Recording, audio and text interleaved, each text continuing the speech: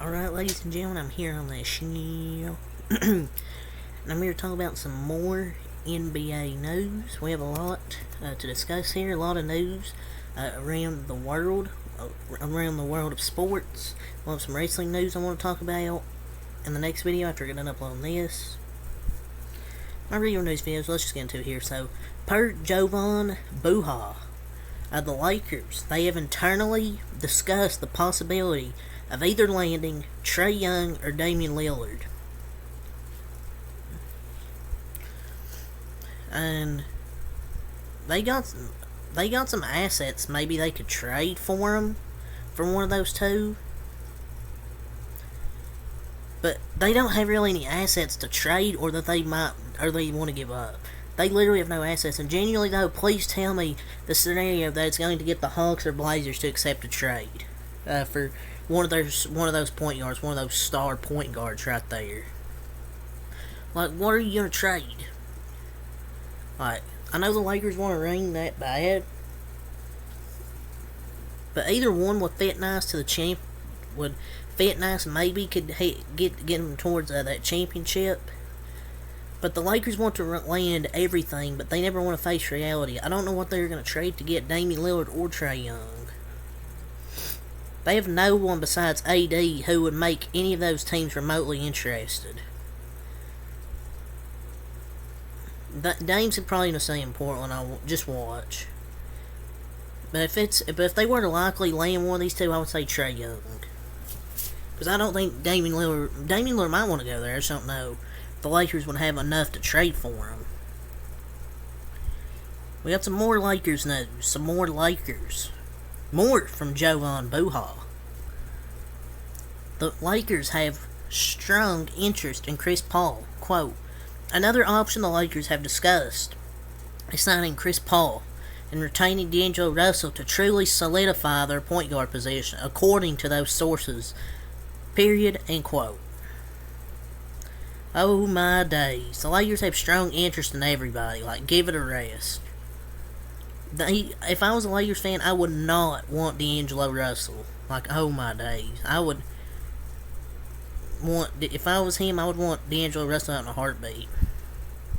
But we've heard this for like the 36th time, I feel like. The Lakers have interest in Chris Paul. The Lakers, after they get CP3, is like the before and after. He ain't did shit but step back thing. It's gonna be the Lakers after they get CP3. But man, he's an injury. You definitely gonna need another solid, younger, less injury-prone guard though. But I wouldn't bring back D'Angelo Russell. Me and Darvin Ham's gonna love that 3-yard lineup, putting those 3 guards out there. But the corrections that I should say, LeBron has strong interest in Chris Paul. You know damn well the Lakers ain't interested. It's just LeBron. I mean, it's a solid pickup. I mean, you can help him in a lot of areas passing-wise, but that's about it. But yeah, the Pat McAfee show, per Shams Charania, how do you say his fucking name? The Charlotte Hornets would want Brandon Ingram in a potential trade with the Pelicans for the number 2 overall pick. So, the Pelicans have wanted to move up in the top 3 to try and maybe get like a Scoot Henderson. The Hornets, they would want Brandon Ingram in a potential trade here. Shams said on the Pat McAfee show. And people say, oh, you're going to get him over Zion? But why get someone who's not going to play in Zion? And Ingram's hurt all the time, too. I mean, they're both hurt all the time. The people say, oh, the Pelicans are never doing this. They could. I mean, you never know. LaMelo and Brandon Ingram's going to be tough to guard if that trade were to happen. But I feel like some Hornets fans probably won't want that to happen. But only casuals think Brandon Ingram sucks when he's one of the best all-around players in the league, in my opinion. But that starting five would be tough. You could build around Brandon Ingram and LaMelo. Like, you also have Melo, Rozier, Brandon Ingram. If Miles Bridges comes back, you have Miles Bridges, Mark Williams. That'd be a pretty good starting five. Good young starting five for that team. Maybe I would take a risk on Zion, trading for him before Brandon Ingram, but I'd probably Brandon Ingram. So an anonymous coach via Steve B. Hoop said, quote, right now just about every team in the league would trade its roster for Boston's, straight up. End quote from an anonymous coach. No, I think that's false. I would rather have Denver.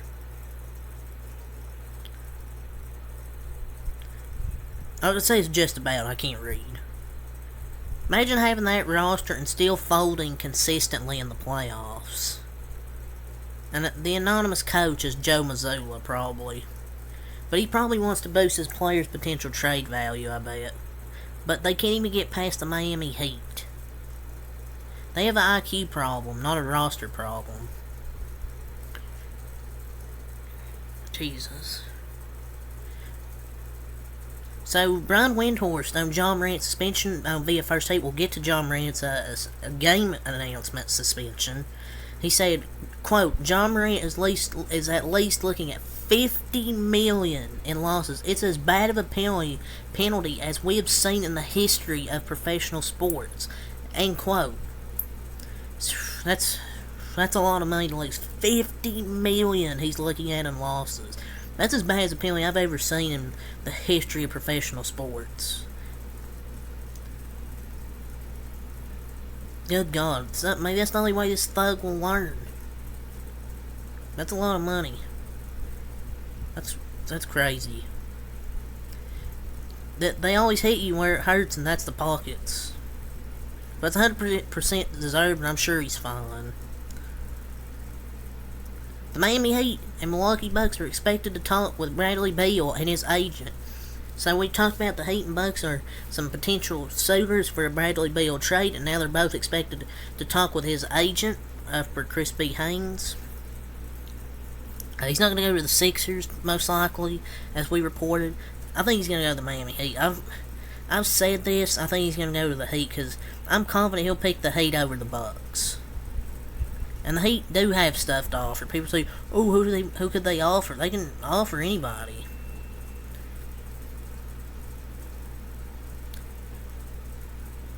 So I think the Heat should make this happen because that gets them another score.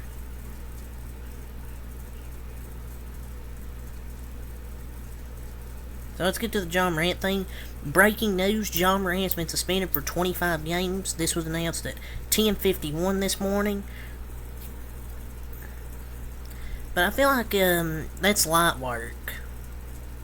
Like he literally gassed it up like it was gonna be a big suspension. Only 25 games, and he knows he can't lose the job for that long because it would hurt his money.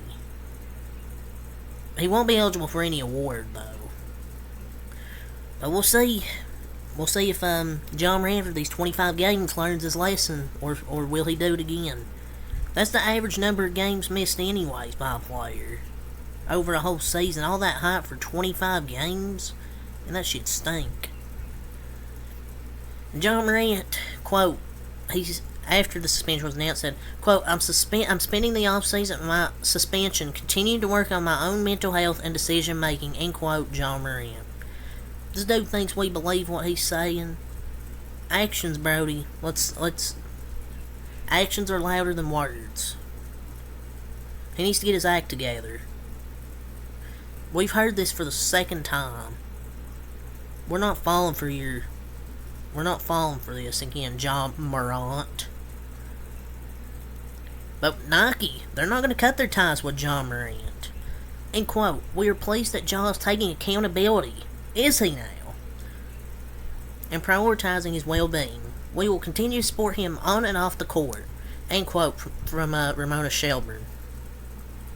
But they will cut ties with Kyrie for posting a link.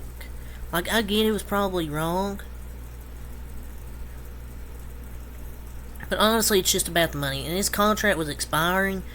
And John's Nike contract was just started. That's kind of a big difference as well. And he sells the most shoes, I get that. But Kyrie and Nike agreed to cut ties before the link was posted. So, I understand that.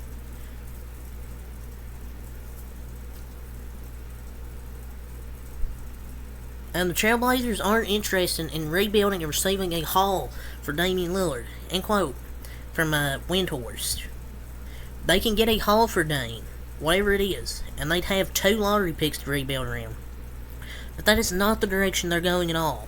Period. That is not the intel I'm receiving at all. Period. End quote. Man, Dame's never gonna win a ring, man. Dame will finish his career as one of the biggest and what if players, in my opinion. Dame, man, just leave at this point. Like, start rebuilding, get some younger talent. It's gonna take him being ready to leave for them to get another star player. Like, we hear the same thing every year. Like, Dame's just there for the money. He's gonna waste his career over there, never gonna ring just to be loyal. But the best way the organization can go forward is rebuilding without Dame. They have a good pick, and they can get more by trading Dame with such a competitive league. I just don't think they have a chance of competing with Dame. Like, he's just wasting his time there. But that's just my opinion. Zion Williamson doesn't have a relationship with the Pelicans organization, via Brian Windhorst. Quote, there's no relationship between Zion Williamson and the organization, period. And minimal relationship between Zion and his teammates, from what I understand. Quote, or period, end quote. Yeah, he's got some other relationships to deal with. You know what I'm talking about, with Mariah Mills. He's only played 114 out of 318 regular season games throughout his career. And he's been really good. It's just he's always injury prone, but yeah, he's definitely gone. Like, he doesn't even have a relationship with the organization. Like, he's not on good terms with the organization. Minimal between his teammates. But yes, his stocks might be going down. The Pelicans should just trade him already. Like, to be honest. The Blazers still hope to trade the number 3 pick and Anthony Simons to help build a contender around Damian Lillard. So we got a different story here from Mark Stein. He's saying the Trailblazers, league sources say, continue to intimate that they are prepared to package Anthony Simons with the number 3 overall pick and a trade to acquire win-now talent to place alongside star guard Damian Lillard, end quote. Respectfully, I'm going to say we don't take this team serious. I could see the number 3 pick and Anthony Simons for, say, like, maybe Jaylen Brown, Levine. I don't think Ingram. I think Levine and Jaylen Brown are the 2 options here. But there's no move that will make them a serious contender. And by contender, they actually mean a playing team instead of and rather than just missing the playoffs. But yeah, whatever. J. Cole is part of the group buying the Hornets. Man, the halftime shows in these All-Star games may be legendary. J. Cole now. This may actually be good news. That's tough. It's good to see J. Cole finding new ways to get involved with basketball. When the Hornets have never won a playoff series under Michael Jordan. They never won a playoff series under Michael Jordan. That's crazy. Tim Hardaway Sr. says Jamal Murray is the best point guard in the NBA. Quote, they won the NBA championship because of him.